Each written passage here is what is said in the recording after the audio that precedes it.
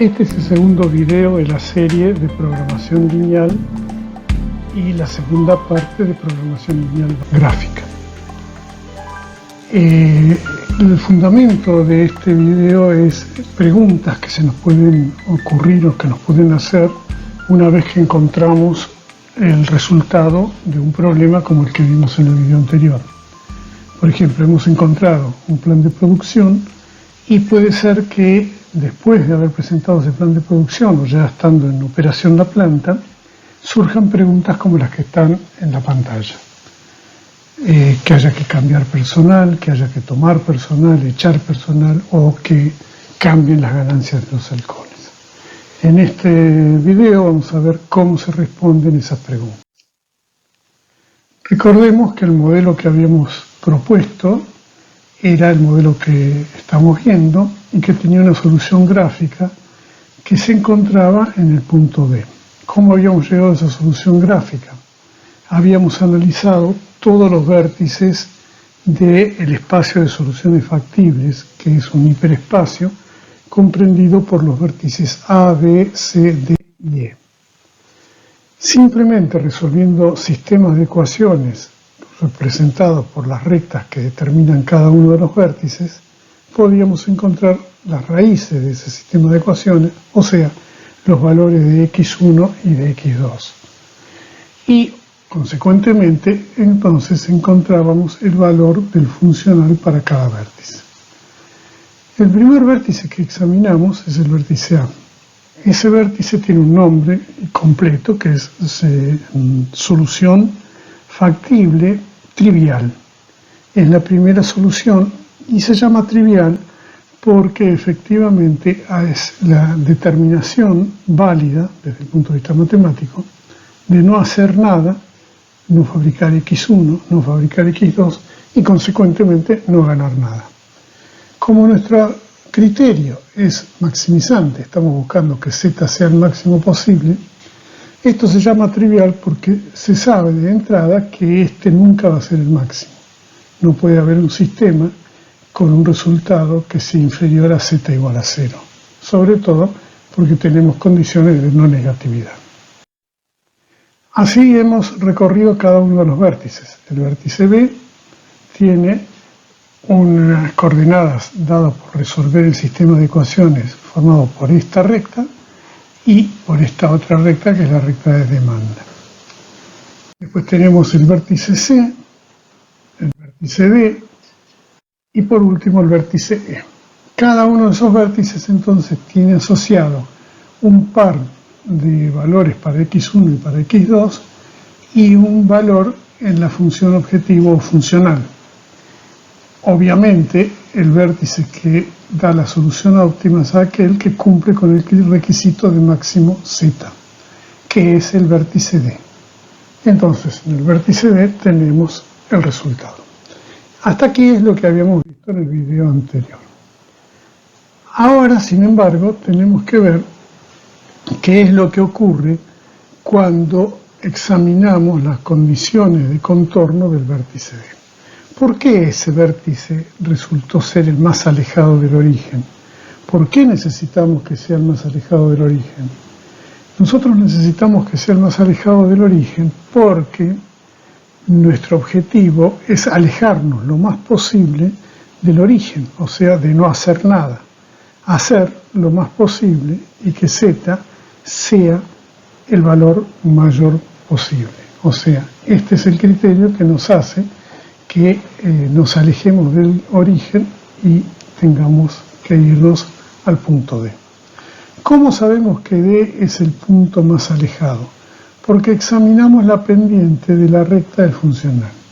Fíjense que la recta del funcional es una recta abierta, puede haber muchísimas rectas de funcional, porque lo único que la define es la pendiente. Y la pendiente está definida por menos 3/5. Entonces, ¿qué ocurre con esa pendiente? Cuando nosotros vamos moviendo la recta a pendiente constante, encontramos que efectivamente el punto más alejado del origen es el punto B. ¿Es importante esa pendiente? Y vamos a ver que sí. Si la pendiente, por ejemplo, fuera 0 ¿Por qué puede ser 0 la pendiente? Puede ser 0 porque, por ejemplo, el alcohol X1 no nos da ninguna ganancia. Si el alcohol X1 nos da una ganancia, en vez de una pendiente de menos 3/5, pasaremos a tener una pendiente de 0. Si la pendiente es 0, entonces el punto más alejado del origen ya no es el punto D. El punto más alejado del origen es un empate entre los puntos B y C. Y fíjense que tiene un sentido lógico. Si el alcohol 1 no nos da ganancia, ¿para qué fabricarlo? Entonces el problema nos propone fabricar solamente el alcohol tipo 2, o sea, el punto B. Y además nos dice, si quiere fabricar, tiene mano de obra disponible, puede fabricar 10 kilolitros del alcohol tipo 1, que está en el punto C, 10 kilolitros del alcohol 1, y va a obtener la misma ganancia, simplemente va a emplear más mano de obra, pero como la ganancia no cambia por la mano de obra, usted empleó toda la mano de obra, toda la demanda, y usó y llegó al punto C. Al llegar al punto C, entonces usted está obteniendo la misma ganancia que en el punto B, fabrica todo lo que puede del único alcohol que le da ganancia, y si quiere hacer beneficencia, tiene 10 kilolitros del otro alcohol. La otra cuestión que puede ocurrir es que el que no nos dé ganancia sea el alcohol tipo 2. Si el alcohol tipo 2 no nos da ganancia, entonces la pendiente tiende a infinito. Si la pendiente tiende a infinito, estamos hablando de una línea recta perpendicular al eje X1, o vertical, y resulta que el punto más alejado del origen es el punto E. ¿Qué quiere decir esto? Quiere decir que ahora no nos conviene fabricar alcohol tipo 2 y sí nos conviene fabricar todo lo que podamos del alcohol tipo 1. Si fabricamos todo lo que podemos del alcohol tipo 1, entonces estamos en el punto E y fabricamos todo el alcohol tipo 1 porque es el único que nos da ganancia. Volvemos a la pendiente original. La pendiente original es menos 3/5. Esa pendiente, en este problema, nos dice que estamos en el punto B. Pero podemos analizar no situaciones extremas como las que hemos analizado ahora, sino variaciones pequeñas del coeficiente 3 o variaciones pequeñas del coeficiente 5. ¿De qué pueden provenir esas variaciones pequeñas? De pequeños cambios en las ganancias. Puede ser que aumenten nuestras ganancias en el alcohol tipo 1 o disminuyan en el alcohol tipo 1, o al revés, que aumenten o disminuyan en el alcohol tipo 2. ¿Qué pasaría en esos casos? Vamos a ver. Supongamos que disminuye la ganancia en el alcohol tipo 1. Si disminuye la ganancia en el alcohol tipo 1, la pendiente de la curva va a tender hacia 0. Pero si disminuye poco, se va a mover muy poco, como lo que vemos en la pantalla. Va a pasar de esta pendiente a esta otra, sin necesariamente llegar hasta 0. Por el contrario, si las ganancias del alcohol tipo 1 aumentaran, la pendiente va a aumentar de esta manera. ¿Por qué? Porque va a tender a infinito. Entonces, el movimiento va a ser hacia la derecha. Como vemos, esa oscilación sigue permitiéndonos decir que el punto D es el más alejado del origen. Mientras no superemos dos límites. El primer límite, el inferior, es que no superemos la pendiente de la recta que representa rectificado. ¿Por qué? Porque a partir de ahí ya vemos que el punto C empata con el punto D y después de eso no sabemos qué pasa, pero seguramente ya el punto D no va a ser más el más alejado, sino que va a pasar a ser otro, el más alejado, porque sabíamos que cuando se hacía horizontal, estos dos eran los puntos más alejados. Entonces lo que nos conviene es averiguar cuál es la pendiente máxima que puede tener la ordenada del origen cuando la variamos de manera tal que la vayamos disminuyendo Y ese valor tope es el valor de la pendiente de esta restricción. Como esta restricción la podemos escribir de esta manera, su pendiente será menos 1/2. Quiere decir que la pendiente de 3/5 negativos que teníamos originalmente puede ir cambiando mientras tanto no llegue a la pendiente de menos 1/2, que es la pendiente del sector rectificado. Por el otro lado, si aumenta la pendiente, entonces el límite va a estar ahora dado por la pendiente de producción. El sector de producción nos va a establecer el otro límite. Otra vez, usamos la restricción de producción, la podemos escribir de esta manera y calcular su pendiente como -2. Entonces, establecemos dos topes de pendiente. La pendiente de esta recta y la pendiente de esta recta son los límites que tiene la pendiente de la función objetivo para no salirse, entre comillas, del punto D. ¿Cómo calculamos esos valores? Para las dos pendientes tenemos entonces, para una pendiente MC original de menos 3/5 tenemos el valor de -2 como un tope y el valor de menos 1/2 como otro tope. Tenemos que calcular entonces cuáles son los valores que satisfacen esos topes. Para ello escribimos de esta manera. Reemplazamos el coeficiente C1, que originalmente valía 3, por una letra arbitraria cualquiera, supongamos B. Entonces decimos que tenemos dos situaciones posibles, que menos B5 valga uno de los topes, -2,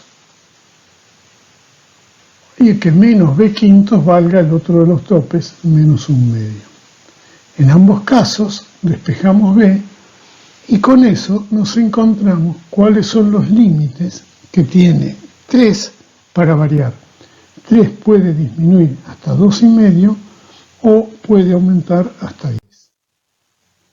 Hacemos lo mismo con el valor que originalmente era 5. De menos 3/5, el valor que originalmente era 5, lo reemplazamos por una letra arbitraria, G en este caso, y señalamos los dos topes. Despejamos G y tenemos que el valor mínimo para G es 1,5 y el valor máximo para G es 6. En los dos casos, entonces, tenemos los límites establecidos. Quiere decir, entonces, que el punto D va a seguir siendo el óptimo, mientras que el coeficiente C1, o sea, el que originalmente valía 3, no caiga por debajo de 2,5 ni supere el valor de 10. O, alternativamente, que el coeficiente C2, que originalmente era 5, no caiga por debajo de 1,5 ni supere a 6.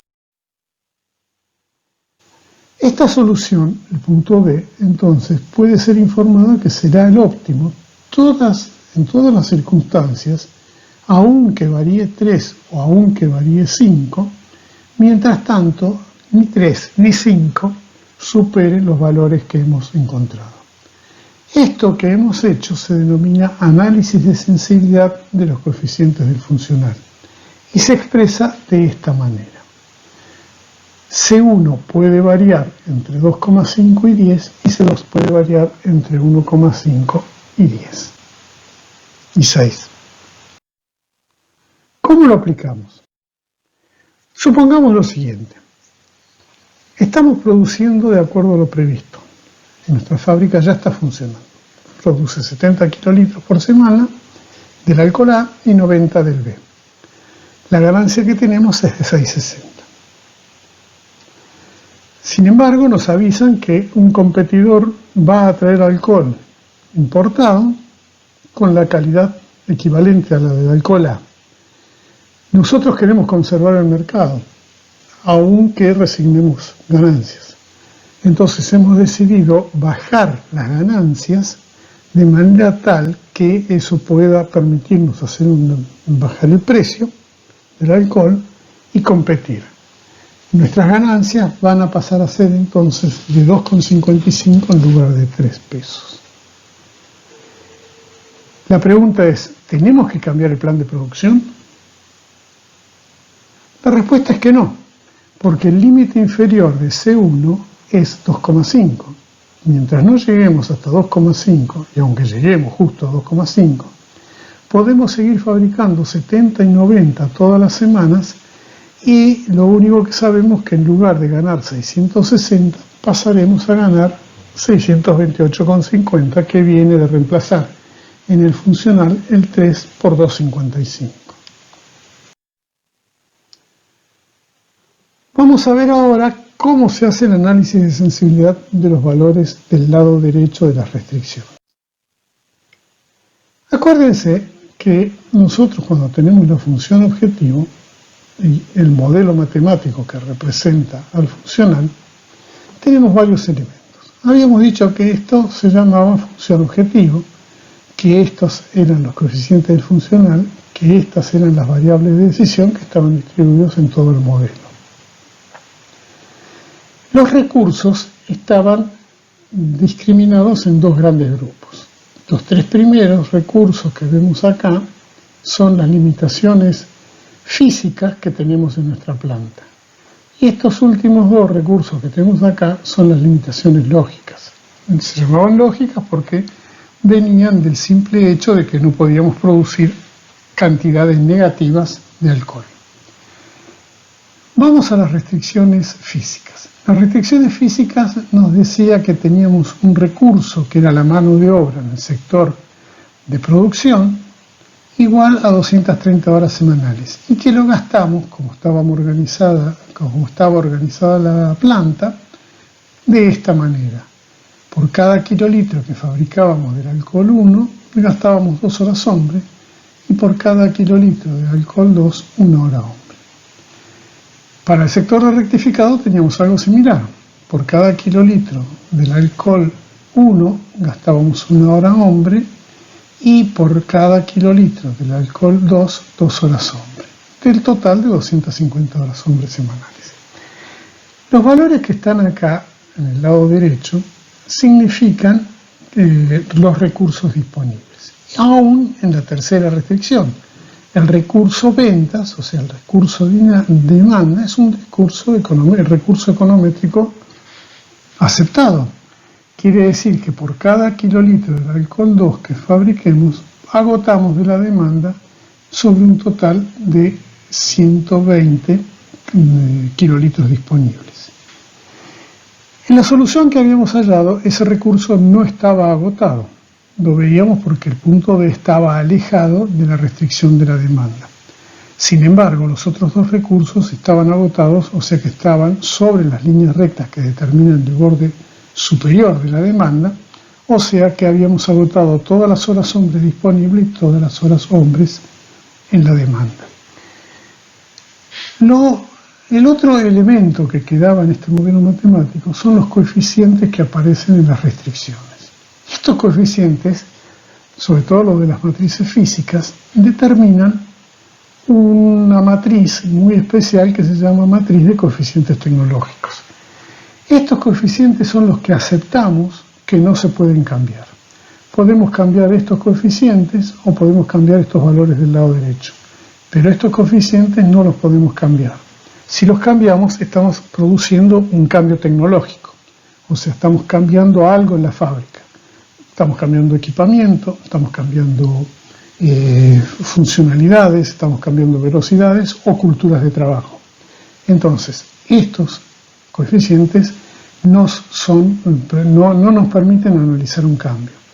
Pero sí puede cambiar esto. Ya vimos que podía cambiar la ganancia del alcohol 1 o la ganancia del alcohol 2 y teníamos consecuencias. Y acá, ¿por qué puede cambiar esto? Porque se puede enfermar un operario en el sector de rectificado, de producción. O porque podemos decidir tomar más gente de refuerzo. O porque podemos pensar que es conveniente pasar horas hombre de este sector a este otro.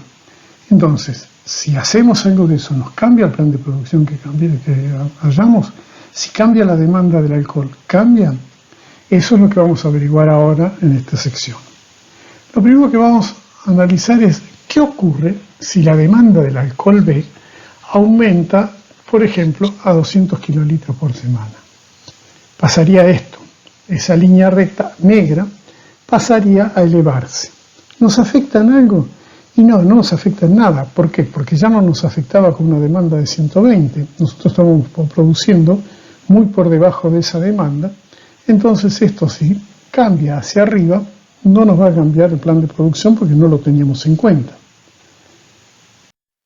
Lo otro que puede ocurrir es qué pasa si la demanda del alcohol B disminuye. Ahí sí puede ocurrir algo. Mientras disminuya poco y no nos alcance hasta el punto de operación, por ejemplo, que la demanda del alcohol pase a ser 90, a nosotros no nos preocupa porque ya estábamos fabricando 90. Pero si pasara a ser menos que 90, nos afectaría porque nos sacaría el punto D como punto posible de operación. Sería otro punto que tendríamos que averiguar. Nos cambia el plan de operación. ¿Qué pasa, por contrario, si nosotros queremos contratar un refuerzo de personal en producción?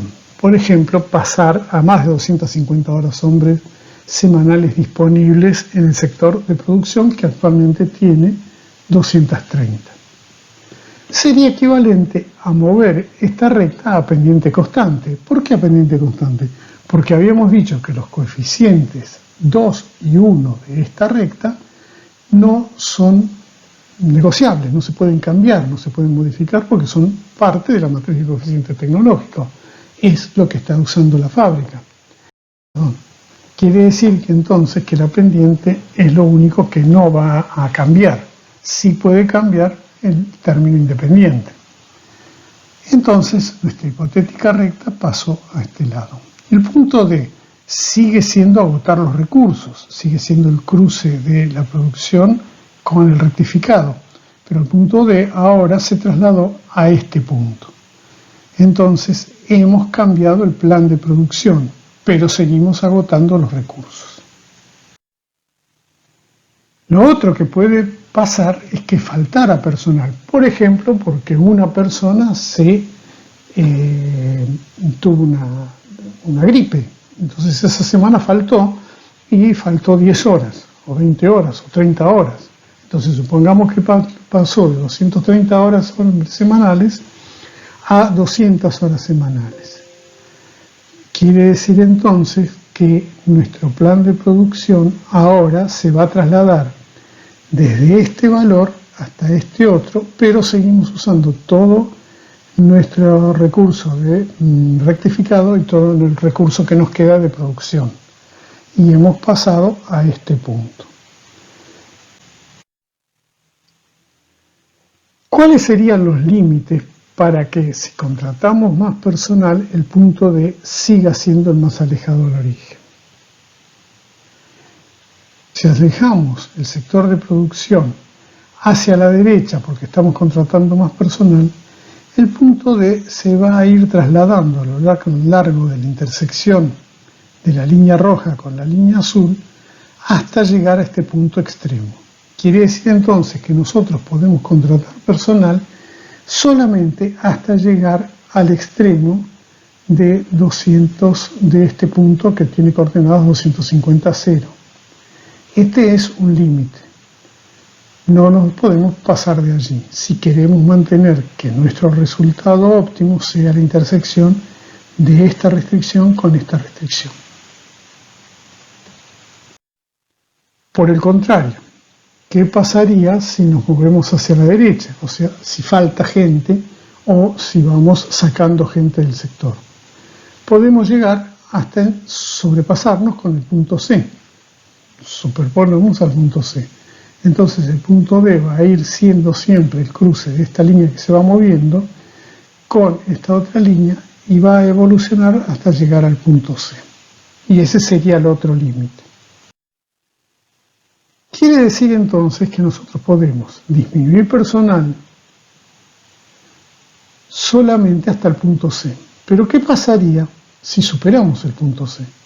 Si superamos el punto C, ahora el resultado no va a estar en la intersección de esta restricción con esta restricción, sino que va a estar en la intersección de esta restricción con esta restricción, dentro del segmento BC. ¿Y qué pasaría si todavía seguimos sacando personal y nos pasamos del punto B? En ese caso, el resultado ya no va a estar ni en este segmento ni en este segmento. El resultado va a estar entre A y B, porque ahora la intersección más alejada del origen va a estar entre esta recta y esta recta, como se ve en la figura muy claro. Entonces, tenemos que calcular cómo sabemos los límites para echar o para tomar gente en el sector de producción. Lo que tenemos que averiguar es cuáles son las coordenadas de los puntos límites que hemos establecido. Las coordenadas de los puntos límites que hemos establecido están ahora marcadas en rojo en la pantalla. Son 250 y 0 para este extremo, y para este otro extremo son 10 y 120. Quiero decir que si nosotros fabricamos 10 kilolitros del alcohol 1 y 120 del alcohol 2, vamos a ganar 630, y que si nosotros fabricamos 250 kilolitros del alcohol 2, si nosotros fabricamos 250 kilolitros del alcohol 1 y nada del alcohol 2, estamos en el otro extremo. Acá están entonces los dos extremos, y acá calculamos entonces cuál sería la mano de obra que estaríamos empleando si tuviéramos que trabajar en esos extremos. ¿Cómo hacemos eso? Tomamos la restricción, la escribimos acá para el punto C y para el punto 250. Reemplazamos x1 por el valor del punto C y x2 por el valor del punto C. Calculamos cuánto vale. Este cálculo nos dice que con 140 horas hombres semanales, que vienen de fabricar 10 kilolitros del alcohol 1 y 120 kilolitros del alcohol 2, para eso necesitamos 140 horas semanales. Con eso podemos arreglarnos y llegar al extremo izquierdo de movimiento del punto D, que es el punto C. Por otro lado, si nos movemos hacia la derecha, podemos llegar hasta este punto, y en este punto, reemplazando 2 por 250 y x2 por 0, tenemos 2 por 250 más 0, que es 500. Quiere decir que si tomáramos 500 horas hombre en el sector de producción directamente, llegaríamos hasta este extremo. Entonces, podemos incrementar perfectamente el recurso de mano de obra hasta 500 horas semanales sin que el plan de producción salga del segmento que nos determina que usamos completamente toda la mano de obra. Alternativamente, podemos disminuir hasta 140 horas hombres semanales, ocurriendo lo mismo, empleando toda la mano de obra disponible. ¿Cómo aplicamos esto? Para hacer un análisis de sensibilidad de los recursos. Vamos a analizar primero qué ocurriría con el punto D y con el punto C al que podríamos llegar si faltara personal. En vez de tomar, vamos a suponer que bajamos de personal. Acá tenemos el análisis detallado de cada uno de los puntos. En el punto D ya lo sabíamos desde la vez anterior. Tenemos un plan de producción de 70 y 90 y una ganancia de 660. En el punto C, lo sabíamos ya de acá, tenemos un plan de producción de 10 y 120 y una ganancia asociada de 630. ¿Para qué uso esto? Uso para hacer este pequeño cálculo. Si yo divido la diferencia entre la ganancia en el punto D respecto de la ganancia del punto C, lo divido entre la diferencia que hay entre las horas hombre que yo necesitaba para operar en el punto D respecto de las horas hombre que yo necesito para operar en el punto C, tengo este cociente y me da 0,33. Ese 0,33 significa entonces un cambio unitario, o sea, ¿cuántos pesos voy a disminuir la ganancia cada vez que se saque una hora hombre del sector de producción? Por contrario, puedo hacer la misma cuenta para el otro lado con el punto E, y voy a ver que me da exactamente lo mismo. Puedo saber cuántos pesos aumenta mi ganancia por cada hora hombre que yo contrate en el sector de producción. Entonces, el funcional va a aumentar en 33 centavos por cada hora hombre que aumente hasta 500 horas hombre, o va a disminuir en 33 centavos por cada hora hombre que disminuya hasta 140 horas hombre semanales. Y esos son los límites, 140 y 500. Pero puede ser que una persona, como vimos hace un ratito, haya faltado 20 horas, nada más, de las 40. Entonces, ahí tengo la forma de saber en cuánto disminuyó la ganancia. Entonces, este cociente que acabamos de hacer se llama precio sombra del recurso. Y es una de las funciones básicas y de los elementos básicos de la programación lineal. Podemos hacer lo mismo si ahora analizamos lo que pasa entre cada uno de los vértices de nuestro espacio de soluciones factibles. Ya hemos visto lo que pasaba si íbamos desde el punto D hasta el punto C, desde el punto D hasta el punto C. Teníamos un precio sombra de 0,33. Ese precio sombra es lo mismo que si íbamos del punto D hasta el punto E. Lo pueden sacar ustedes, pero es exactamente lo mismo. Ahora, ¿qué pasaría si evolucionamos del C al B? Si nos movemos por esta recta. Tenemos la ganancia en el punto C y la ganancia en el punto B. Y podemos calcular las horas hombre que necesitamos en cada uno de los dos puntos. Hecho eso, dividimos la diferencia entre las ganancias y la diferencia entre las horas hombre necesarias. Ese cociente nos da otro precio sombra, que es el equivalente a estar en otra solución. Y por último, lo que podemos hacer es qué pasaría si pasamos del punto B a no hacer nada. No hacer nada daba una ganancia de 0 y en el punto B teníamos una ganancia de 600. Entonces, la mano de obra disponible que necesitaríamos para no hacer nada es 0, obviamente. No tenemos gente, no podemos trabajar. Entonces hacemos la diferencia entre lo que ganamos en el punto B y lo que necesitamos en el punto B como un cociente y nos da este otro valor que es una pendiente de 5. Quiere decir entonces que estas tres pendientes llamadas precios sombra nos pueden dar un marco de referencia para tener una visión completa de toda la fábrica. Las vamos a usar en este diagrama, que se llama diagrama transaccional o análisis paramétrico, y el análisis paramétrico nos da todo lo que podría ocurrir en cualquiera de los escenarios posibles del sector de rectificado. Hay un análisis paramétrico para este sector y otro para cada una de las restricciones. Entonces, acá se ve que si no tenemos mano de obra no ganamos nada, y si llegamos a 120 horas hombres semanales, vamos a ganar 600.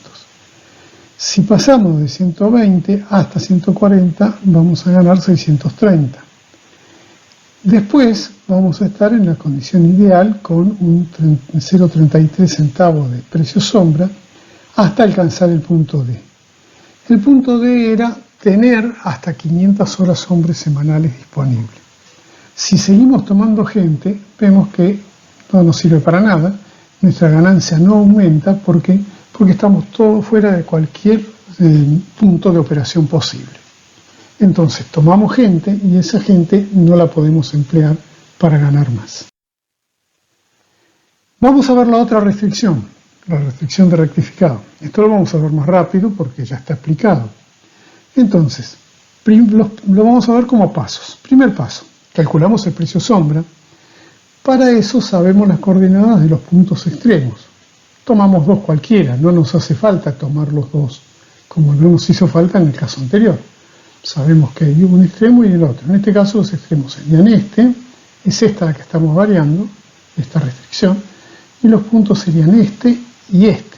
Esta restricción podrá subir hasta alcanzar esta o podrá bajar hasta alcanzar esta. De ahí no puede pasar. Entonces, tenemos que en el punto D las coordenadas son 70 y 90 y en el punto E son 115 y 0.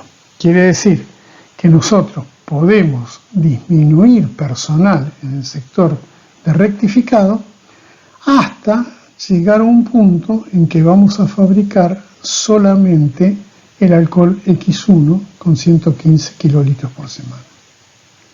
O podemos aumentar hasta este punto que todavía no lo hemos analizado. Entonces, como sabemos eso, estamos en esta situación, hacemos el siguiente paso, que es calcular las ganancias en cada uno de esos puntos, cosa que es muy fácil, porque podemos calcular lo que cuesta cada uno de los, lo que ganamos por cada uno de los alcoholes y la cantidad de kilolitros que estamos fabricando. Tenemos que en el punto D tenemos 660 de ganancia y en el punto E 345 de ganancia. Esto ya lo anotamos acá, que sería el paso 4, que es la diferencia entre las ganancias de los dos puntos. El tercer paso sería calcular los recursos que yo necesitaría si quisiera operar en ese punto, en cada punto usando toda la mano de obra. Entonces tengo que hacer el reemplazo en la función que representa la restricción y tengo que necesitaría 250 horas hombres semanales para operar en el punto D, cosa que ya sabía, era la condición del problema, y necesitaría 115 horas hombres semanales para operar en el punto E. La diferencia entre eso la anoto acá y tengo un precio sombra de 2,33.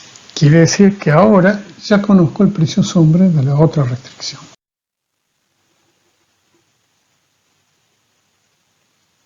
Vamos a calcular ese punto que todavía nos faltaba, el punto J. Lo llamé J en este momento.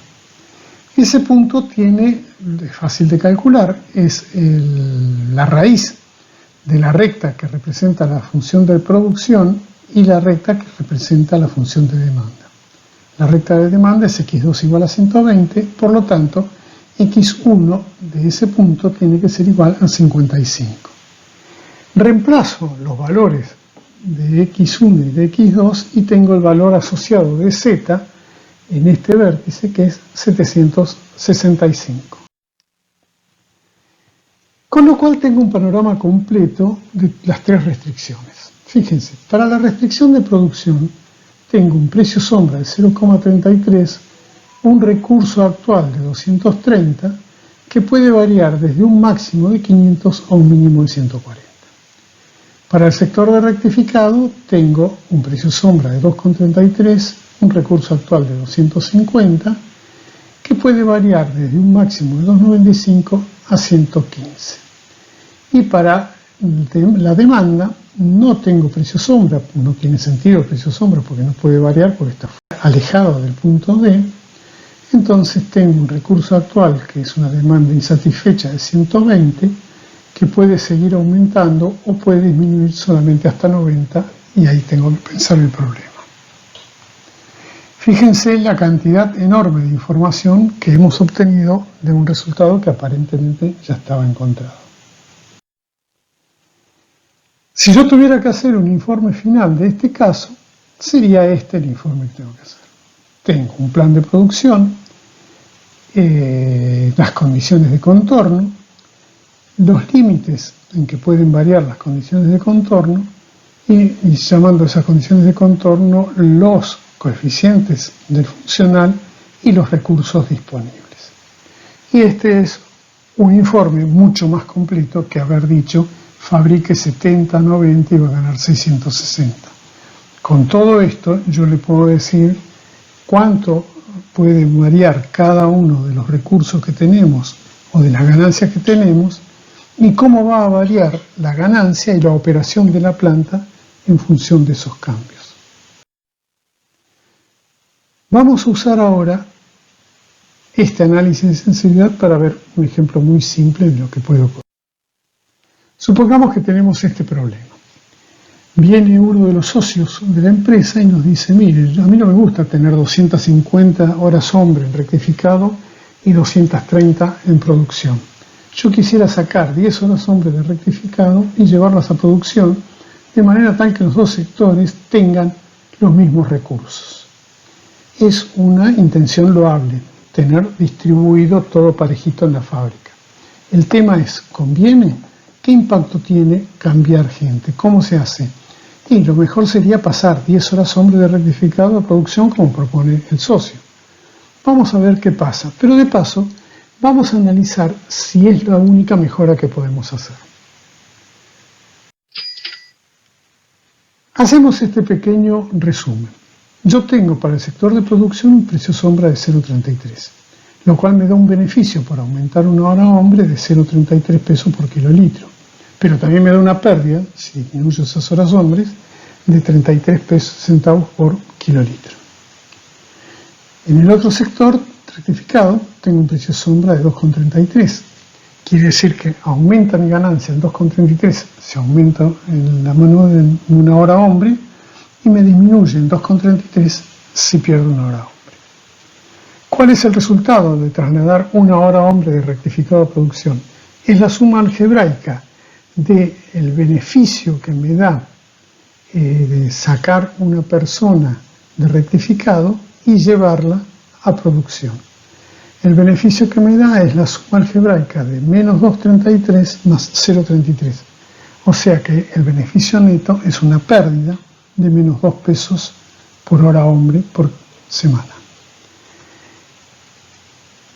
Si lo que me proponen es sacar 10 horas hombre, entonces tengo una pérdida de 20 pesos por semana.